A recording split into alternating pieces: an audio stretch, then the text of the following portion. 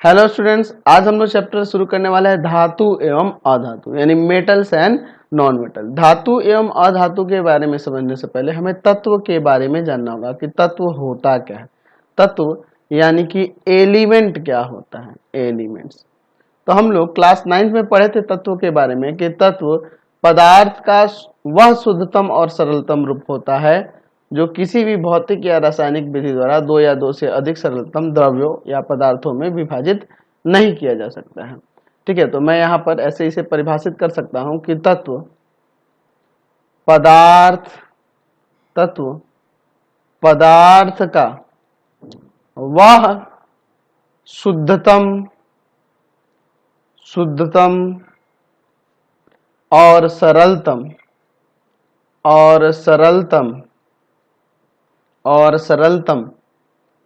द्रव्य है जो किसी भी भौतिक या रासायनिक किसी भी भौतिक या रासायनिक विधि द्वारा दो या दो से अधिक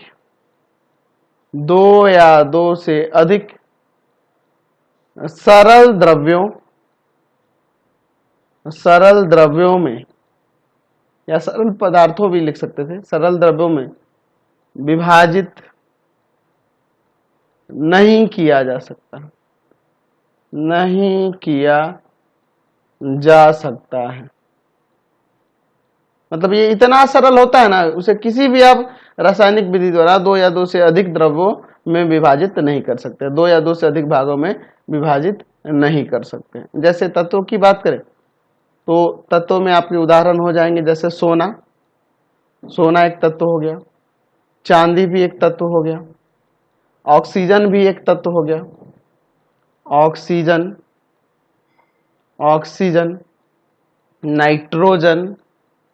नाइट्रोजन भी आपका एक तत्व है,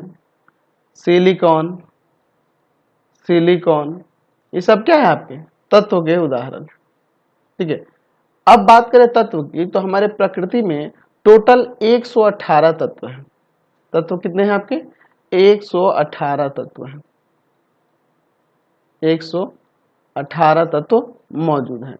अब तत्व के ही 3 प्रकार होते हैं, कौन कौन से? एक होता है धातु, दूसरा होता है अधातु और तीसरा होता है उपधातु। यानी कि तत्व 3 प्रकार के होते हैं। उन प्रकारों में से ही आपका क्या है? धातु है एक, जिसे हम लोग मेटल कहते हैं। ठीक है, दूसरा क्या है? अधातु है, नॉन मेटल, और तीसरा जो है आपका उपधातु है, यानी कि मेटलॉयड।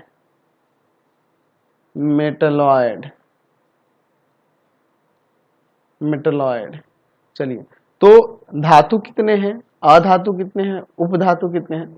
तो धातु जो होते हैं ना वो 91 है, ठीक है, 91 है। अधातु आपके 22 हैं और उपधातु जो है 5 है। देखिए, अब ये जो तत्व देख रहे हैं 118, इसमें से प्रकृति में पाए जाने वाले जो हैं वो 92 हैं। तत्व, प्राकृतिक तत्व कितने हैं जो प्रकृति में पाए जाते हैं? वह 92 है। और जिन्हें संश्लेषित किया गया है, जिन्हें तैयार किया गया है, संश्लेषित किए गए कितने तत्व हैं? इनमें से संश्लेषित किए हुए 26 तत्व हैं। ठीक है, यानी कि तत्व जो होते हैं 3 प्रकार के होते हैं, धातु, अधातु और उपधातु, metal, non metal and metalloids. और ये तत्व जो 118 देख रहे हैं, इनमें से 92 जो है ना प्राकृतिक हैं और 26 जो है ना वो संश्लेषित किए गए हैं। समझ गए? अब हम लोग बात करेंगे कि धातु क्या होता है, अधातु क्या होता है, उपधातु क्या होता है। तो तीनों तो आपके तत्व ही हैं, लेकिन हम लोग इनको अलग अलग कैटेगरी में कैसे डिवाइड किए हैं कि कौन कौन से आपके तत्व धातु होंगे, कौन कौन से अधातु होंगे, कौन कौन से उपधातु होंगे और उनकी पहचान कैसे होगी, इसी के बारे में हम लोग आगे इस चैप्टर में पढ़ने वाले हैं। तो चलिए मैं धातु की बात करूं तो मैं कुछ धातुओं के बारे में आपको बता देता हूं। जैसे सोना, सोना आपका एक धातु हो गया। चांदी, यह भी आपका एक धातु हो गया। लोहा, यह भी आपका एक धातु हो गया। तो ये सब क्या हो गए? धातु हो गए। ठीक है। अच्छा, अधातु, अधातु की बात करें तो अधातु कौन कौन से हो जाएंगे? अधातु, तो अधातु आपका जैसे ऑक्सीजन हो गया, ऑक्सीजन हो गया, नाइट्रोजन हो गया, नाइट्रोजन हो गया, क्लोरीन हो गया, क्लोरीन हो गया। ठीक है। अच्छा, उपधातु की बात करें, उपधातु, उपधातु आपके कौन कौन से हो जाएंगे? बोरॉन, बोरॉन हो गया, सिलिकॉन हो गया, आर्सेनिक हो गया, आर्सेनिक हो गया, एंटीमनी हो गया। तो ये सब क्या है आपके? उपधातु।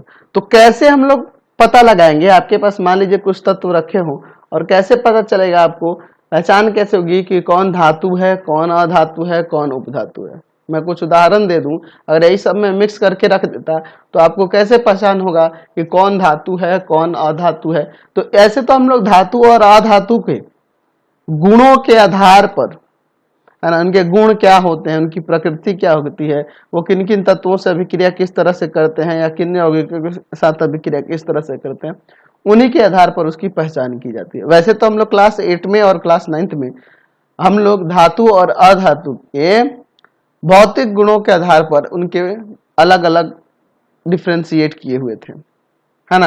हम लोग पढ़े हुए थे क्लास 9 में भी और 8 में भी कि धातु जो होते हैं चमकीला होता है, तन्य होता है, आघातवर्धनीय होता है ना। उनमें उनके अंदर जो एक धातुई चमक उत्पन्न होती है। अधातु में उसके विपरीत, ये चमकीला नहीं होता है, ये आघातवर्धनीय और तन्य नहीं होता है। इस तरह हम लोग पढ़े हुए थे। तो पहले हम लोग इनके भौतिक गुणों के ही बारे में बात करेंगे, फिर हम लोग इनके रासायनिक गुणों के भी बारे में बात करेंगे। तो चलिए अब अलग अलग करके एक बार धातु के बारे में, अधातु के बारे में, उपधातु के बारे में अलग अलग तरीके से इनके भौतिक और रासायनिक गुणों के आधार पर इनको डिफ्रेंशिएट करके देखते हैं। चलिए तो अब हम लोग देखते हैं पहले धातुओं के भौतिक गुण के बारे में। धातुओं के भौतिक गुण, पहले इसके भौतिक गुण के बारे में देखेंगे, फिर हम लोग इसके रासायनिक गुण की तरफ चलेंगे। चलिए भौतिक गुण को देखते हैं। ठीक है। तो हम लोग पहले बात करेंगे कि इसके इलेक्ट्रॉनिक विन्यास की।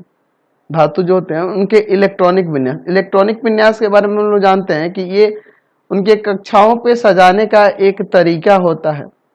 इलेक्ट्रॉनिक विन्यास के नाम यानी इलेक्ट्रॉनिक कॉन्फ़िगरेशन, यानी इलेक्ट्रॉनों को किस तरह से इनकी कक्षाओं पे वितरण किया जाता है वो हमें इलेक्ट्रॉनिक विन्यास से ही पता चलता है। ठीक है। तो साधारणतः जो धातु होंगे ना, उनके बाह्यतम कक्षा पर 1, 2 या 3 इलेक्ट्रॉन ही रहते हैं। ठीक है। जैसे अगर मैं कह रहा हूं लिथियम, लिथियम आपका धातु है, तो आप जानते हैं कि लिथियम की आपकी परमाणु संख्या 3 है इसकी। इसमें कितने इलेक्ट्रॉन होते हैं? 3। तो पहले कक्षा पे 2 इलेक्ट्रॉन और दूसरे पे 1। देखिए तो बाह्यतम कक्षा पे 1 इलेक्ट्रॉन आ गया कि नहीं? अच्छा, जैसे सोडियम का ले लेते हैं, इसका इलेक्ट्रॉन इसमें 11 होते हैं, तो 2, 8, 1। देखिए ये जो लिख रहे हैं यही इसका इलेक्ट्रॉनिक विन्यास है। 2, 8, 1 लिख रहा है ना, यही इसका इलेक्ट्रॉनिक विन्यास कहलाएगा सोडियम का। ठीक है। तो सोडियम की बात करें तो बाह्यतम कक्षा पे 1 इलेक्ट्रॉन है, यानी कि ये धातु है। मैग्नीशियम देख लीजिए, मैग्नीशियम का लिखेंगे 2, 8, 2, तो बाह्यतम कक्षा पे क्या हो रहे हैं? 2 इलेक्ट्रॉन हो रहे हैं, यानी कि ये धातु है। एल्युमिनियम का भी देख सकते हैं, एल्युमिनियम इसका परमाणु संख्या 13 होती है, यानी इलेक्ट्रॉनों की संख्या भी इसमें 13 होगी, यानी कि 2, 8, 3, तो बाह्यतम कक्षा पे 3। तो जो भी आपके धातु होते हैं ना, उसके बाह्यतम कक्षा पे आप हमेशा देखिएगा तो 1, 2 या 3 इलेक्ट्रॉन साधारणतः दिखते हैं, है ना। हम जानते हैं कि इनके वैलेंसी में परिवर्तन भी आता है तत्वों के, तो उससे कोई हम लोग इसीलिए कह रहे हैं कि साधारणतः जितने जनरली आप देखिएगा तो 1, 2 या 3 ही इलेक्ट्रॉन होते हैं। तो हम लोग यहाँ पे लिख सकते हैं कि धातुओं के परमाणु की बाह्यतम कक्षा में साधारणतः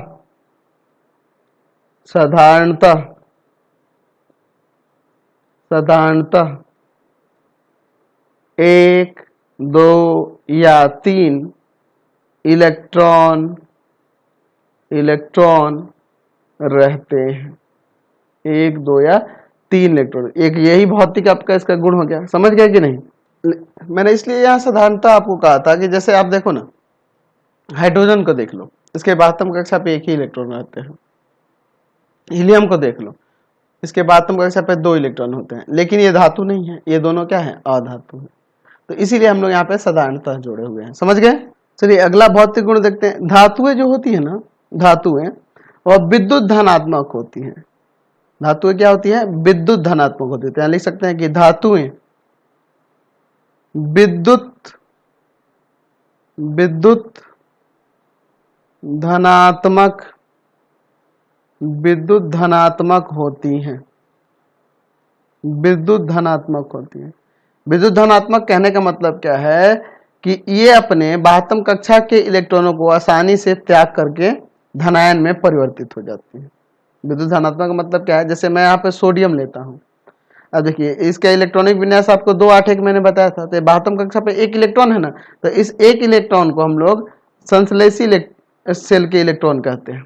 ठीक है, बाह्यतम कक्षा के इलेक्ट्रॉन, इसको यह आसानी से त्याग कर सकती है और त्याग करके धनायन में परिवर्तित हो जाएगी। 1 इलेक्ट्रॉन ये दूसरे किसी को दे दी तो इस पे प्लस चार्ज आ जाएगा। ठीक है, यानी कि ये अपने निकटतम उत्कृष्ट गैस के सदृश हो जाती है। उत्कृष्ट गैस यानी कि जैसे नियॉन है, नियॉन जो होता है ना जी, उस 2, 8 उसकी इलेक्ट्रॉनिक विन्यास होता है। देखो ना, उसी के सदृश हो जा रही है कि नहीं? ठीक है, तो जो धातुएं होती हैं वो विद्युत धनात्मक होती है। कहने का मतलब कि अपने बाह्यतम कक्षा के ये जो है ना संश्लेषी सेल के इलेक्ट्रॉन है, इस इलेक्ट्रॉन को आसानी से त्याग करके धनायन में परिवर्तित हो जाती है। ठीक है, जैसे आप मैग्नीशियम ले लो, 2, 8, 2। ठीक है, तो ये अपने 2 इलेक्ट्रॉन का त्याग करेगी और 2 इलेक्ट्रॉन का त्याग करेगी तो इसके ये इलेक्ट्रॉन त्याग हो गया, तो अब ये 2 और 8 बच जाएगा और इस पे 2 प्लस चार्ज लग जाएगा, क्योंकि ये 2 इलेक्ट्रॉन का त्याग की है। 2 इलेक्ट्रॉन दूसरे किसी को है ना 2 इलेक्ट्रॉन का त्याग की है, दैट मीन्स ये इस तरह से हो जाएगी। ठीक है, इस पे प्लस 2 चार्ज लग जाएगा। तो देख रहे हैं ये धनायन में परिवर्तित हो जा रही है। ठीक है, तो धातुएं जो होती है अपने बाह्यतम कक्षा के इलेक्ट्रॉनों को त्याग करके धनायन में आसानी से परिवर्तित हो जाती है। चलिए अगला गुण देखते हैं। धातुएं जो होती है ना आघात वर्धनीय होती है। अब आघात वर्धनीय का मतलब क्या है? धातुएं क्या होती हैं? आघात वर्धनीय होती है। आघात वर्धनीय मतलब इस पे आघात करके, प्रहार करके इसे क्या किया जा सकता है? पतले चादर में बदल दिया जा सकता है, यानी कि आघात वर्धनीय होती हैं। अर्थात इसका मीनिंग क्या है? इसका मीनिंग क्या है हम लोग यहाँ पे लिख सकते हैं, अर्थात इन्हें हथौड़े से पीट कर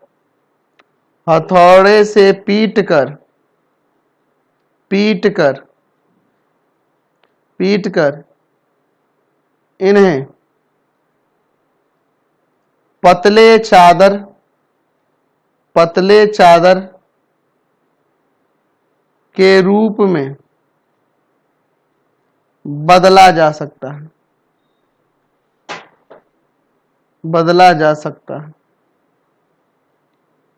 ठीक है, तो सबसे ज्यादा आघात वर्धनीय कौन होता है? सोना होता है। देखो ना, सोने का ज्वेलरी कितना पतला पतला बना देता है सब ज्वेलरी वाला, है ना। अगर वही लोहा का वहां बनाना तो नहीं बनेगा आपसे, है ना जी। सोना हो गया, और उसके बाद आपका सिल्वर भी है, चांदी भी है। सोना और चांदी दोनों हो जाएगा। दोनों आघात वर्धनीय होते हैं। इन्हें पतले कागज की तरह भी आप बना सकते, एकदम पतले कागज की तरह।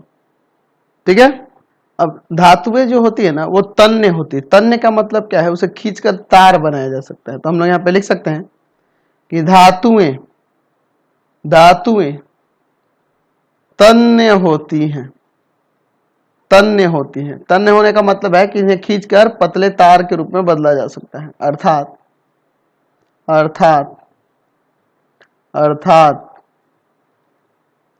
इन्हें खींचकर इनसे तार बनाए जा सकते हैं, तार बनाए जा सकते हैं, तार बनाए जा सकते हैं। ठीक है, जैसे अगर मान लो हम लोग लेते हैं 1 ग्राम सोना, है ना, 1 ग्राम सोना ले लेते हैं। तो 1 ग्राम आप सोना लीजिएगा ना, 1 ग्राम सोना, तो 1 ग्राम सोना से आप इसे 2 किलोमीटर लंबा तार बना सकते हो। सोच लो, 1 ग्राम सोना लेंगे तो 2 किलोमीटर लंबा एक तार बनाया जा सकता है। अगर मान लो हम लोग 100 ग्राम सिल्वर धातु ले लें तो उससे हम लोग 200 मीटर लंबा तार बना सकते हैं, 200 मीटर लंबे तार में पड़ गए। लेकिन हम लोग घर में जो तार इस्तेमाल करते हैं बिजली के लिए, देखिए सोना का नहीं इस्तेमाल कर सकते हैं। ठीक है, सोना नहीं इस्तेमाल कर सकते हैं, ना ही चांदी का, क्योंकि देखो चांदी का जब आप इस्तेमाल करोगे ना उसमें, तो देखो इनका द्रवनांक जो होता है ना वो कम होता है, ये जल्दी ही पिघल जाएंगे, गर्म होकर परिपथ टूट जाएगा और तो विद्युत धारा का प्रवाह होना बंद हो जाएगा। तो इसीलिए इनका प्रयोग नहीं करते हम लोग बिजली के तार में। और पहला चीज, दूसरा चीज ये भी है कि ये बहुत ज्यादा महंगा है। चांदी तो आपका बहुत ही अच्छा सुचालक है विद्युत का, लेकिन इसमें विद्युत धारा इसलिए प्रवाहित नहीं की जाती है क्योंकि देखो इसका गलनांक भी है और थोड़ा महंगा भी पड़ जाएगा। इसका तार बनवाया जाए तो तार महंगा पड़ेगा ना, और दूसरा चीज है कि इसका गलनांक भी कम होता है। समझ गए ना। तो सभी धातुओं की तन्यता एक समान भी नहीं होती है, सबसे ज्यादा सोना का, फिर आप देख रहे हो उसके बाद आपका क्या आ रहा है, चांदी, उसके बाद आपका एल्युमिनियम है ना, ये फिर मैग्नीशियम है, ये सब है। समझ गए। चलिए अगला गुण देखते हैं। धातु जो होते हैं ना, धातुओं के द्रवणांक और क्वथनांक उच्च होते हैं। ठीक है, द्रवणांक और क्वथनांक आप समझ रहे हैं, द्रव में बदलने, किस ताप पर वो द्रव में बदलते हैं, किस ताप में वो खौलने लगते हैं, वही किस ताप में वो खौलने लगते हैं, वही ताप उनका क्या कहलाता है, क्वथनांक कहलाएगा। और जिस ताप में वो पिघलने लगते हैं, द्रव में बदलने लगते हैं, उन्हें हम लोग उनका द्रवनांक कहते हैं। तो हम लोग यहाँ लिख सकते हैं कि धातुओं के द्रव्यनांक, द्रवनांक एवं क्वथनांक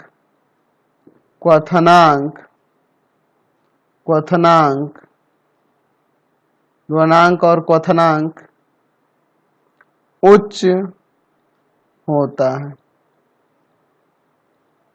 ठीक है, लेकिन सबसे कम बात करें तो सोडियम और पोटेशियम होता है, इनका द्रवनांक और क्वथनांक उच्च नहीं होता है, सोडियम का और पोटेशियम का। ये अपवाद है, ये निम्न ताप पर भी गल जाते हैं, निम्न ताप पर भी ये पिघल कर उबलने लग जाते हैं। तो सोडियम और पोटेशियम का द्रवनांक जो होता है और क्वथनांक जो होता है वह निम्न होता है। ठीक है, चलिए तो हम लोग यहाँ पे कुछ धातु ले लेते हैं और उनके द्रवनांक और क्वथनांक को देखते हैं। द्रवनांक डिग्री सेल्सियस में देखा जाएगा और क्वथनांक में, ये भी डिग्री सेल्सियस में है। ठीक है, दोनों को हम लोग डिग्री सेल्सियस में ही देखते हैं। तो चलिए अगर धातु की बात करें तो धातु में अगर मैं बात करूं लोहा की, चलिए लोहा का ही देखते हैं। तो इसका होता है 1535 डिग्री सेल्सियस द्रवनांक और क्वथनांक जो होता है 2750 डिग्री सेल्सियस। यानी कि इस ताप पर वो द्रव में बदलना शुरू हो जाएगा, द्रव में बदल जाएगा और इस ताप पर वो उबलने लगता है। ठीक है, कॉपर का देखें, तो कॉपर का होता है आपका 1083 द्रवनांक और 2567 क्वथनांक हो जाता है।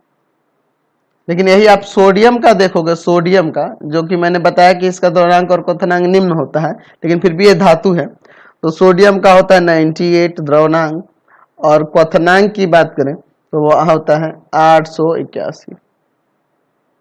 ठीक है, उसी तरह पोटेशियम की बात करें, पोटेशियम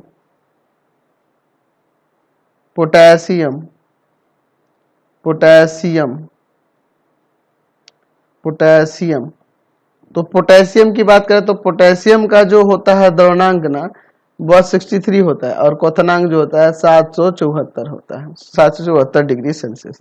देखिए और भी कुछ धातु हैं जिनका द्रवणांक कम होता है लेकिन क्वथनांक अधिक होता है। जैसे गैलियम की बात करते हैं, गैलियम देखो इसका तो द्रवणांक आपका 30 डिग्री सेल्सियस ही होता है। तब आप कहोगे कि सर आपने इसको सबसे कम क्यों नहीं कहा, देखिए लेकिन इनका क्वथनांक जो होता है बहुत अधिक होता है, 2400 डिग्री सेल्सियस। समझे ना? अच्छा क्लियर हो गया। तो धातुएं के द्रवणांक और क्वथनांक क्या होते हैं? द्रवणांक और क्वथनांक जो होते हैं उच्च होते हैं, लेकिन अपवाद में हम लोग कह सकते हैं कि सोडियम और पोटेशियम अपवाद है क्योंकि ये निम्न ताप पर पिघलकर उबलने लगता है। यहां पे लिख सकते हैं चाहे तो सोडियम और पोटेशियम अपवाद है क्योंकि ये निम्न ताप पर ही पिघलने लगते हैं, निम्न ताप पर ही पिघल कर उबलने लगते हैं। ये लिख देते हैं पिघल कर उबलने लगते हैं। ठीक है। अच्छा हम लोग सीजियम को भी कह सकते हैं कि सीजियम भी आपका अपवाद है। सीजियम जो होता है ना, सीजियम इसका द्रवणांक 28 डिग्री सेल्सियस और क्वथनांक 680 डिग्री सेल्सियस होता है। तो सीजियम को भी आप कह सकते हो, सोडियम पोटेशियम और सीजियम, इसमें काउंट कर सकते हैं सीजियम को भी। चलिए अगले गुण की बात करते हैं। तो धातुएं जो होते हैं ना विद्युत के सुचालक होते हैं और ऊष्मा के भी सुचालक होते हैं। तो हम लोग लिख सकते हैं कि सभी धातुएं ऊष्मा एवं विद्युत की सुचालक होती हैं। ऊष्मा और विद्युत की सुचालक होती हैं। ठीक है। अब देखिए जैसे हम लोग बात करें आप लोहा को ले लो, लोहा से विद्युत धारा प्रवाहित होती है, बिल्कुल होगी, कम मात्रा में होगी, सबसे ज्यादा होगी आपकी सिल्वर से, चांदी से होती है। तेजी से धारा का प्रवाह सबसे ज्यादा चांदी से होता है। ठीक है। लोहा से उसकी अपेक्षा कम होती है, बहुत कम होती है। इसलिए लोहा का देखो कहीं तार बनता है, एल्युमिनियम का होता है, कॉपर का होता है, लोहा का नहीं बनता है तार। ठीक है। तो अब लोहा से अगर मान लो आप एक लोहा का रॉड ले लो और एक तरफ गर्म करो उसको, तो गर्म करने पे दूसरी तरफ गर्म महसूस होता है ना।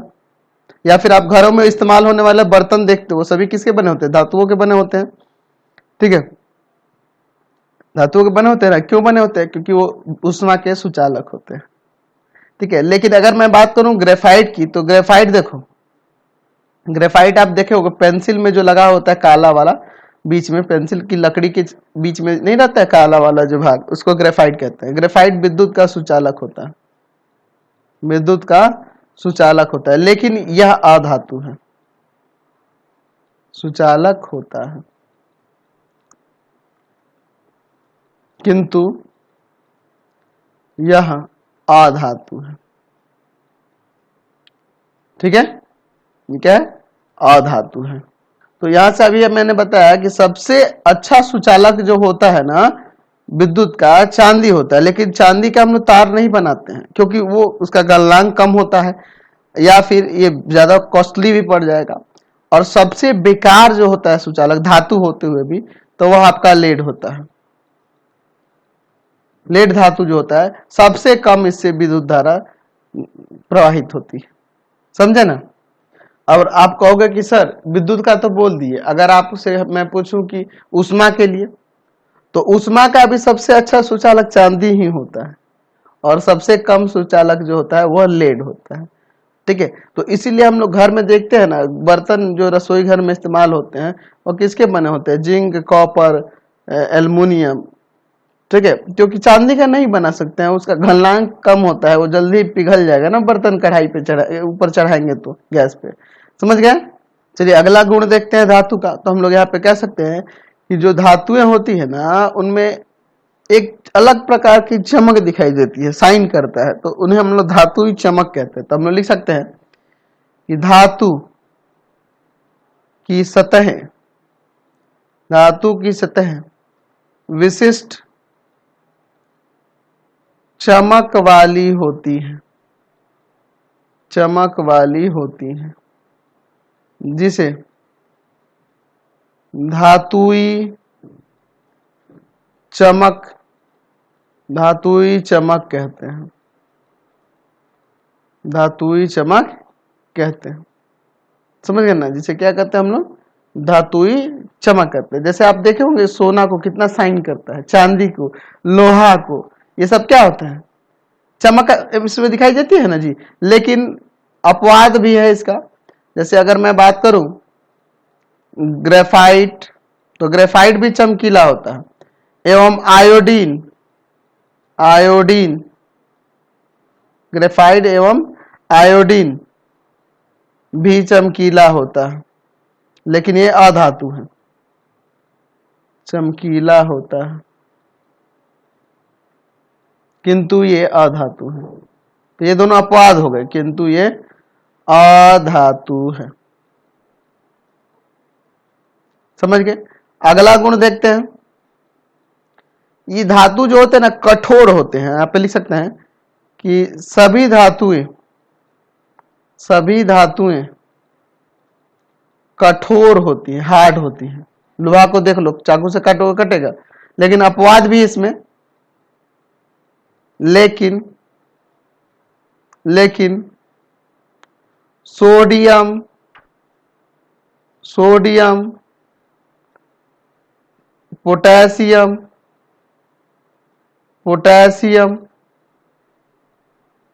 पोटेशियम और लिथियम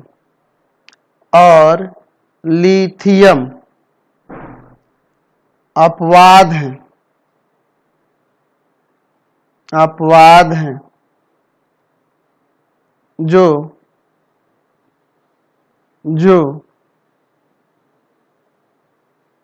मुलायम होती है।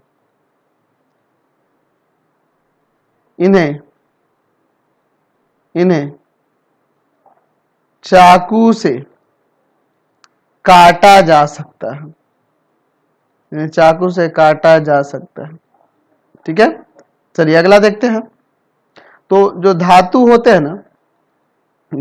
होते हैं उनमें ध्वनि उत्पन्न होती है, जिन्हें हम लोग धातुई ध्वनि कहते हैं। जब उन्हें हथौड़े से पीटेंगे, आप लोहा देख लो, है ना, उसमें पीटते हो हथौड़े से तो क्या होएगा, ध्वनि आता है कि नहीं। यहाँ पे लिखते हैं कि हथौड़े से पीटे जाने पर धातुओं से एक विशेष प्रकार की ध्वनि उत्पन्न होती है, जिसे धातुई ध्वनि कहते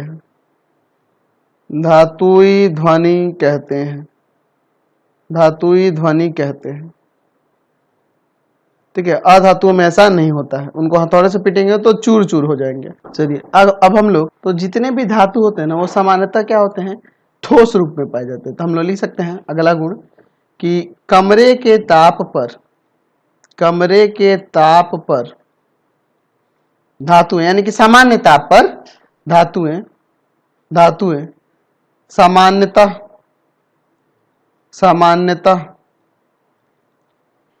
ठोस होती है। लेकिन हम लोग देखे होंगे कि मरकरी जो होता है ना, मरकरी अपवाद है।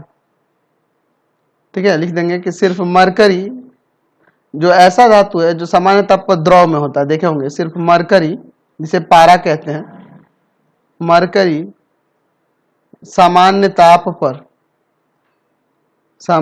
ताप पर यानी कमरे के ताप पर द्रव रूप में पाया जाता है। ठीक है, चलिए और भी इसके गुण हो सकते हैं। घनत्व की बात करें तो धातु का घनत्व हमेशा उच्च होता है। लिख सकते हैं सभी धातुओं का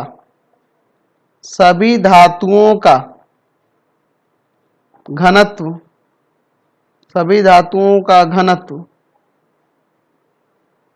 सामान्यतः उच्च होता है, उच्च होता है। जैसे अगर मैं बात करूं जिंक का, जिंक आपका धातु है, इसका घनत्व 7.1 ग्राम प्रति सेंटीमीटर क्यूब होता है। अगर मैं यहाँ पे बात करूं कॉपर की, तो कॉपर का जो घनत्व होता है, कॉपर का जो घनत्व होता है वह 8.9 ग्राम प्रति सेंटीमीटर क्यूब होता है। अच्छा, जैसे मैं सोडियम की बात करूं तो सोडियम हल्का धातु है, इसीलिए इसका घनत्व निम्न होगा। तो इसका घनत्व जो होता है ना 0.97 ग्राम प्रति सेंटीमीटर क्यूब होता है। उसी तरह से पोटेशियम की बात करें तो पोटेशियम का भी जो घनत्व होता है ना, पोटेशियम का घनत्व भी निम्न होता है 0.86 ग्राम प्रति सेंटीमीटर क्यूब, क्योंकि ये हल्के होते हैं। ठीक है, तो धातुओं के घनत्व समानता क्या होते हैं, उच्च होते हैं। लेकिन हल्के में बात करें तो सबसे ज्यादा हल्का, देखो यहाँ पे आपको क्या दिख रहा है, पोटेशियम होगा, क्योंकि इसका घनत्व निम्न है ना। पोटेशियम होगा, उसके बाद सोडियम होगा, इससे थोड़ा सा अधिक है इसका घनत्व, तो ये थोड़ा सा इसके वजन के हिसाब से इसका वजन ज्यादा होगा, इसका द्रव्यमान अधिक होगा। तो यही थे इसके भौतिक अवस्थाएं। अगले वीडियो में हम लोग इसके रासायनिक गुणों के बारे में बात करेंगे। ये भौतिक गुण के बारे में देख लिए, अब हम लोग अगले वीडियो में रासायनिक गुण देखेंगे। आपको हमारे 3 चैनलों को सब्सक्राइब करना होगा। पहला है pathfinder classes Chhapra, pathfinder classes Chhapra. दूसरा है भारती भवन रविकांत सर।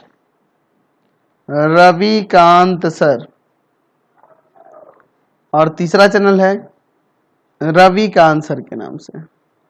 तीनों को सब्सक्राइब कर लेंगे। इससे रिलेटेड वीडियो के लिए सीधे डिस्क्रिप्शन में जाएंगे। इससे रिलेटेड नोट्स के लिए गूगल पे जाकर सर्च करेंगे www.ravikantsir.in और यहाँ पर जाकर आप सभी क्लासेस के नोट्स और उनके पीडीएफ को डाउनलोड कर सकते हैं, पढ़ भी सकते हैं। इंस्टाग्राम और फेसबुक पे जाके पाथफाइंडर क्लासेस छपरा को लाइक एंड फॉलो करना नहीं भूलेंगे।